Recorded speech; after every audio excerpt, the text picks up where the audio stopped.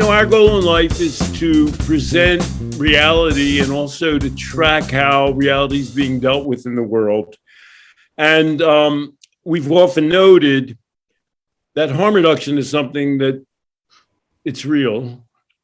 I mean, people cut back and change their drug and alcohol use patterns. It's as natural as night and day and as long as human beings have existed. And so we point out when these incidents crop up in the media, for example, we talk about the hit streaming show Hacks, where, the people use a variety of drugs in a variety of ways with better and worse consequences. We've talked about the Grateful Dead guitarist Bob Weir, who was a guy who was lost in painkillers and booze. And now he drinks wine and tea and he'll have an occasional painkiller. He's in his 70s when, sitting up and playing guitar all day for 50 years can, wear you down. We've talked about California sober Demi Lovato, who's somebody who, there's actually some controversy, I think, about whether she's gone sober. But there are universes of people who have turned to marijuana after painkillers. They're looking for some kind of relief and they just find marijuana is a lot more manageable. And then there's a constant fight back to that. So I'm just going to quote from somebody who's responding to that Demi Lovato story. Quote, all addiction is neurophysiological, Dr. Couey says, Couey. This means that addiction does not have as much to do with which substance people use as it does with the person's biology, psychology, and genetics. It's more about how a person's brain reacts to chemicals, such as having tolerance, urges, and cravings, and is about the specific chemical ingested. Why do I read his quote? Why do you think I read his quote at this point? That quote's perfect because it gets at some common sense. Like it's not as physiological as you might, addiction's not like a physiological thing as you might think, but it still reverts to the same fundamental idea that there's something going on awry with the brain. So it's still some sort of a physiological thing that separates the folk psychology from the brain doing something. And you can't change it. There's nobody in the world who cut back from opioids to alcohol and marijuana, which is bizarre, which, if you walk down the street and stop 5 people, you'd find somebody like that. So there's a constant fight. We see harm reduction is a part of life. Harm reduction is another way of saying people live. They change their needs. They change their way of drinking and taking drugs. I'll harken back. One of the great events was the attack by Mary Pendery of the Sobel study of alcoholism. And there were all these alcoholics who were given either problem drinking training or AA. And even Mary Pendery and her group had to say, well, there definitely was one guy who became a moderate drinker, okay, we're going to rule him out. He wasn't, when they start arguing, he wasn't really an alcoholic, but he was at the Patton State VA hospital for blackouts. So now we're talking about, so harm reduction is real, it's undeniable, and therefore it crops up in real people's lives like Bob Weir. It just happens, and it's portrayed in all kinds of media. But the process of harm reduction therapy, you won't see that on television. Right, and you can't. People don't have the concept down enough for it to be possible to see it on television. Will they develop that? I'm, as I always mention, 76. Will they have that process down enough that I'll ever see it on television, Zach? I think so.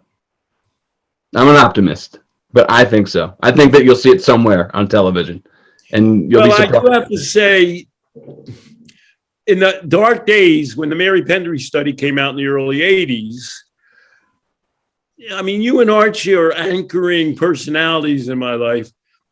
You know, Archie said, well, things change. You know, this is a bad, they were harassing anybody who talked about harm reduction, which used to be called controlled drinking. Archie said, well, you know, if you take a little bit of a long-term perspective, a lot of things have changed over a lot of time. So something called single drunk female.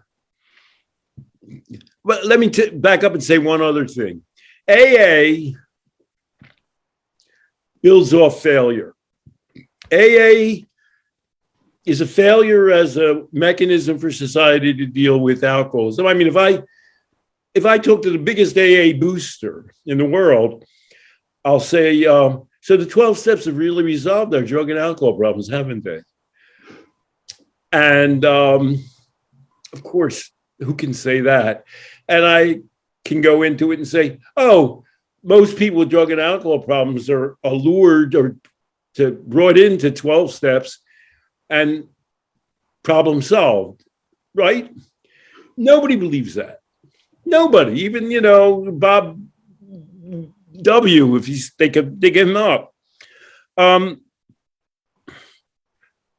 so the response to that is harm reduction, which is a real response. But what you see mainly in media is digging down deeper, doubling down on the very processes that have proved to fail themselves. And the example that we're looking at is single drunk female. It starts out, it's a series. Is it on Hulu? Yeah. You know? Yep. Hulu. She loses her job because she's constantly drunk. She assaults her boss, which is kind of a felony. And she loses her job and she goes home and moves in with her mother as somewhere, you know, in Massachusetts. By the way, and this is just a footnote for history, Ali Sheedy plays her mother. Ali Sheedy was a famous heroin addict. I mean, she was known that her whole career revolved around it. You know, she looks great. And B, in this plot, she drinks wine and she puts down the disease concept. She's the, I don't know what the foil. Oh, she's the antagonist of the story. Who's the idiot. She says, don't tell me you have a disease, she says to her daughter. The main character plays her daughter. And maybe you're supposed to say, yeah, like you know, Ali Sheedy. So, okay, as soon as she arrives in town, she goes to a 30-day rehab. That's her probation. And the first night out, she gets drunk. She goes to a bar with her good friend because they used to drink a lot. She says, well, I'm not going to drink. Well, okay, maybe I'll have a drink. Boom, ba, boom, ba, boom. She gets totally drunk.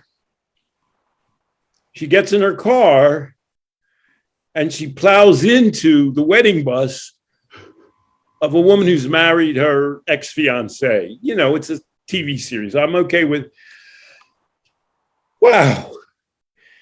And constantly being flashed is a sobriety counter, how long she's been sober. So she's been sober she's been in rehab.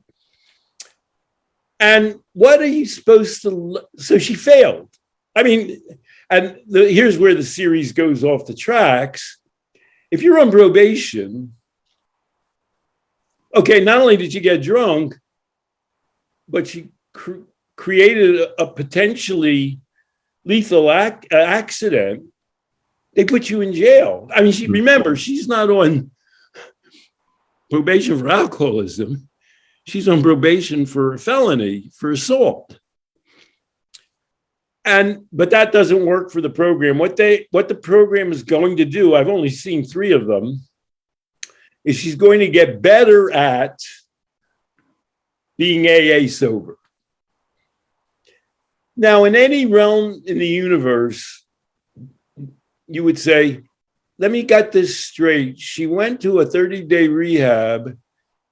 She got out, failed instantaneously, and could have killed herself or somebody else. And we're going to go with that therapy. Yeah. That's a good therapy. And then you might circle back in life and think, you know, America's not doing that well with people's substance problems. Of course, there are a million people who died right out of rehab. Amy Winehouse. By the way, if you quiz people, how did Amy Winehouse die? They always say drugs. But Amy Winehouse was off drugs. She came out of rehab and drank, you know, most of a liter of vodka. And she wasn't a big girl. And she may have also been taking tranquilizers that they give you when you leave rehab. So you're being sold the message. She failed. Why did she fail? The rehab, go on.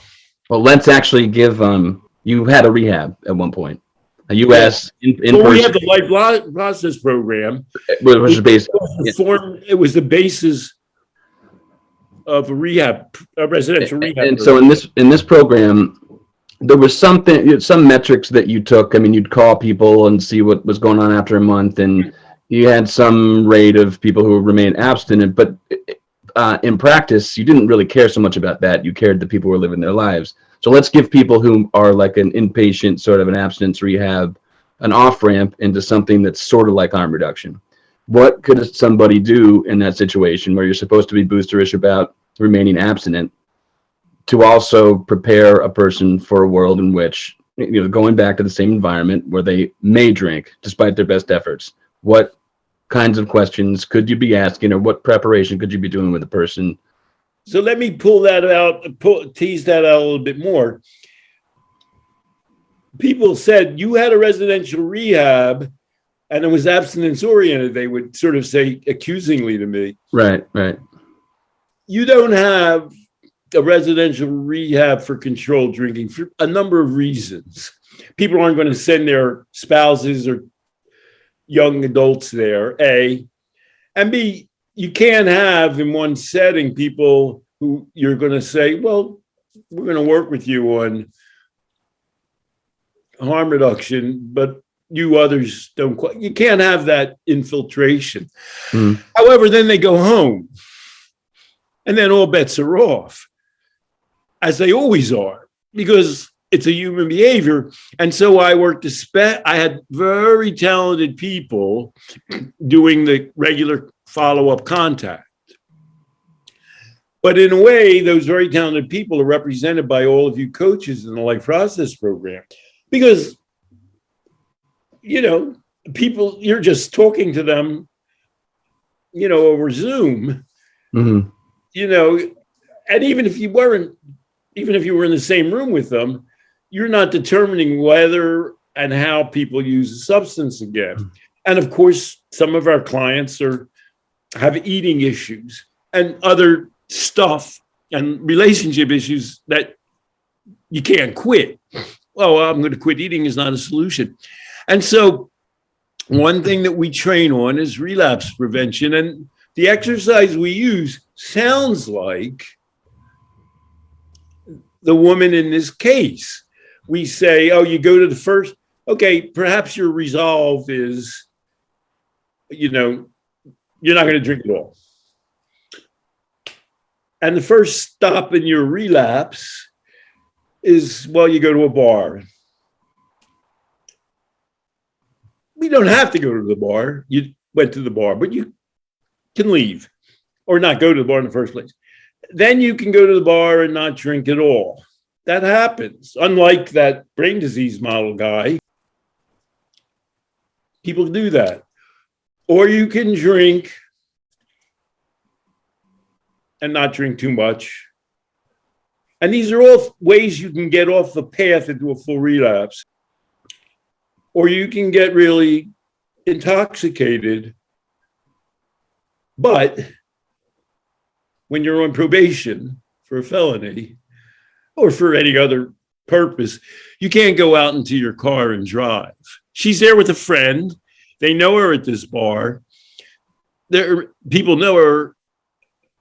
She could have had that resolve and plan on her own, or the other people could have been educated about it. And that's a high-end example of harm reduction. Getting drunk, even Mothers Against Drunk Driving understand that. They say, well, we're not against people drinking, we're against people drinking, getting drunk and driving. And she was just in a 30-day rehab. I forget, I think her mother, Ali Sheedy, had to cash in all of her savings to send her there. And they didn't spend 1 second saying, not everybody who leaves rehab never drinks again for the rest of their life. Let's work that through. Right. Not everybody who leaves here quits for the rest of their life. In fact, if you're really honest, you might say hardly anyone's, you're probably going to drink. And when you do, if you do, just look, don't beat yourself up about it, because you don't want to be going down that road and hurting yourself or something. You're still a rational person in there. So what are the kinds of things that you're trying to avoid by drinking in the first place? Let's curb that. Let's figure out how you just remain intact so that you can observe this the next day, at least. And let's play out a situation where that might occur so that you can either avoid that situation or manage that situation. And what options do you have for managing that situation? People are simple mechanisms. You train people, and if you're an actor or an athlete, they say, well, look, if I hit a ball to your left and you have to twirl around and throw it to first base, let's practice that. Let's think it through and let's do it. Mm-hmm. I got to give, Adi Jaffe is a biologically oriented harm reductionist, but the guy's got guts. He goes to bars with people. Mm-hmm. So they're not, Adi Jaffe's not a guy who's sitting around chickening out, he says, well, let's work. Let's actually try this one on. You know what I mean? So got to have guts to do that. If you've gone to the best rehab in town, if you've spent $25,000, $35,000, $50,000, they don't spend 1 second, as you said, planning or anticipating or thinking through the most likely thing that's going to happen. That's just like not in the ball whack. And that's being presented in this program as the best, not only as the only therapy. There's no alternative. They're not going to say, well, hey, some other people have a different way of approaching that. And it's not, at this point in history, as we've just been discussing, harm reduction, or the idea of less serious or bad use or less consequential use or preparation,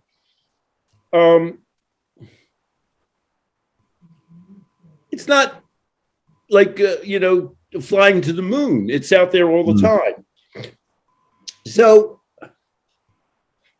you're not going to see harm reduction currently on television. Let me give some other examples. How do you say Chrissy Teigen? Teigen. Do you know her name? I thought it was Chrissy Teigen, but Teigen. Yeah. And they wrote some article. She might drastically shift your stance on alcohol addiction.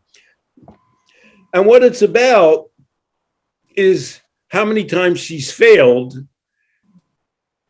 meaning how many times she's drunk, consumed alcohol. Quitting drinking, like everything else on this earth we attempt, is an undertaking, a practice, an endeavor. And if it were an easy thing to even try, let alone succeed, that there wouldn't be an entire rehab industry devoted to it. Right. That's a book that Teigen refers to. Exactly. The rehab industry and AA are based on failure. They say, oh, look, so many people try and quit drinking and they fail, that's why we're always here and they have to keep coming back to us, as opposed to giving people a workable, livable plan for their actual lived human lives. So, as I said, in the Life Process program, we train people for relapse prevention. That's a thing, a term associated with LMR. That you can get in that situation. You go to a bar, you drink alcohol, you get drunk, you get in the car. You can get off at any station. Every human being can do that. And AA and rehab teach the opposite. So the same, you will not see on television. Euphoria is a program a lot of people have problems with. It's about young people taking a lot of drugs and alcohol unhealthily. But then they have one episode where they flirt with what? Getting sober, going to AA and quitting. That's the solution, which fails because that's not, the program doesn't end up there. They don't go to AA. Oh, they're kids.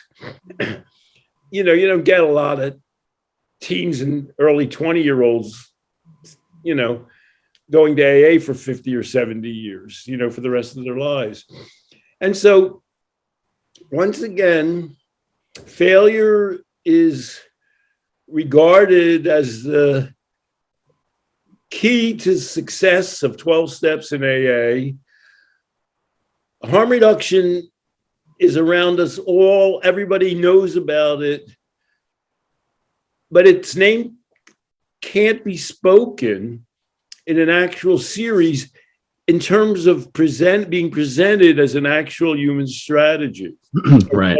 Strategy. Right. So the version of harm reduction we maybe have talked about in films or in popular press or popular stories about it, it's more like what you said at the beginning. That's just people kind of living. They don't really have a dog in the fight of whether they're using a substance or not using a substance. They're just kind of living their lives. And then a story's written about them that, these people who used to have horrible problems just kind of live their lives.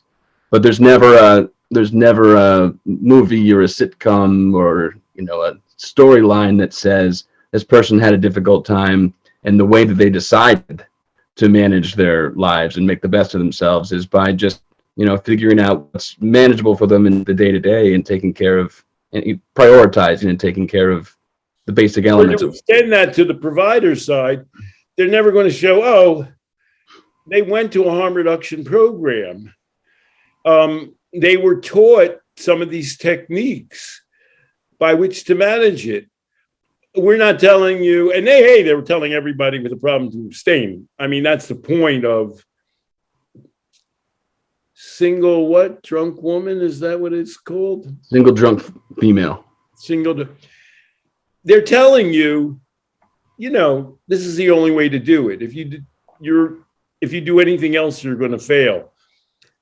So nobody has the guts to get up there. They'll show people, as you were saying, who've been diagnosed for alcoholics drinking, but they're not going to show a helper talking to them about how to avoid that, throwing good money after bad and pitching yourself into the pit. As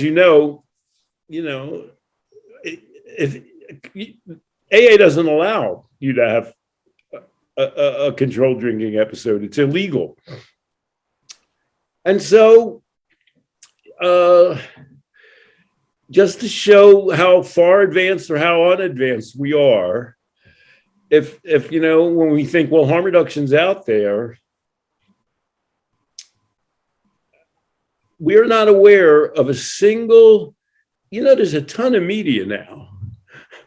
I don't know how many shows come out of here. There's Hulu and there's HBO and there's a million of them.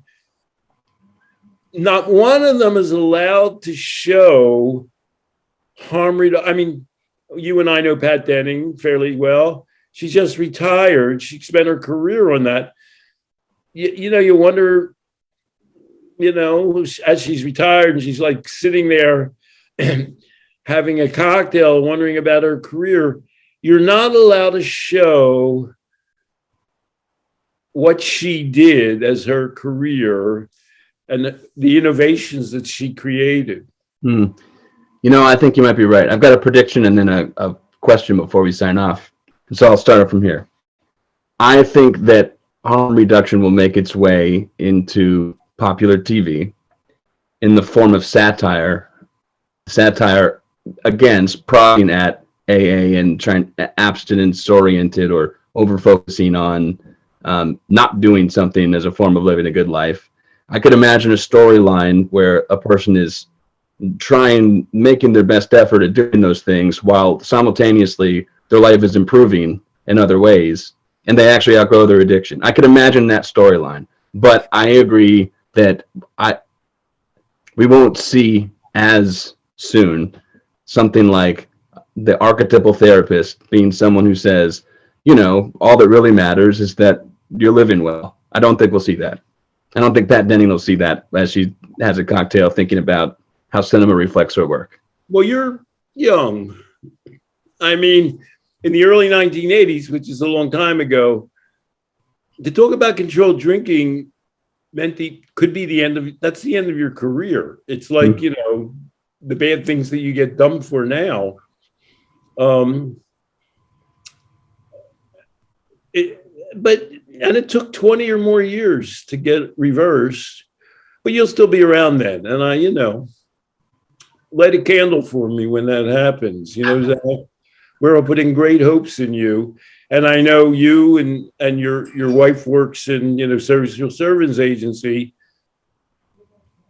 You're people that are capable of maybe making that all happen. And I'm not going to bet against you. Well, God willing. I just don't think it's happening.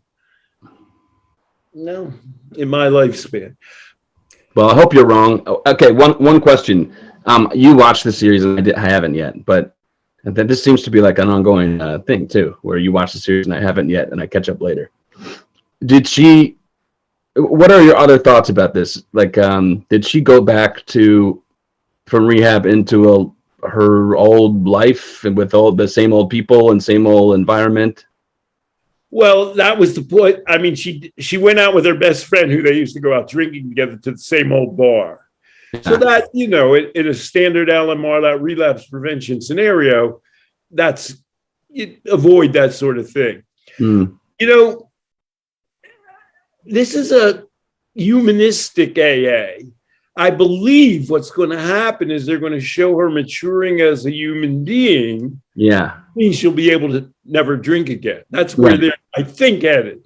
So as she matures, then she'll be able to be successful in AA, which is like, if you've accomplished one, why do you need the other? But I see what you're saying. And every show actually has an AA meeting, which is, what I'm thinking is, people aren't going around saying now, everybody believes in AA sort of, but people aren't going around saying, AA's really licked all our problems. The problem is not enough people are shown what an AA meeting is like. That's our problem in life. We need to show more people going to AA meetings and like what that experience is like. Isn't that some kind of an AA saying, the sign of insanity is doing the same thing over and over again and expecting a different outcome?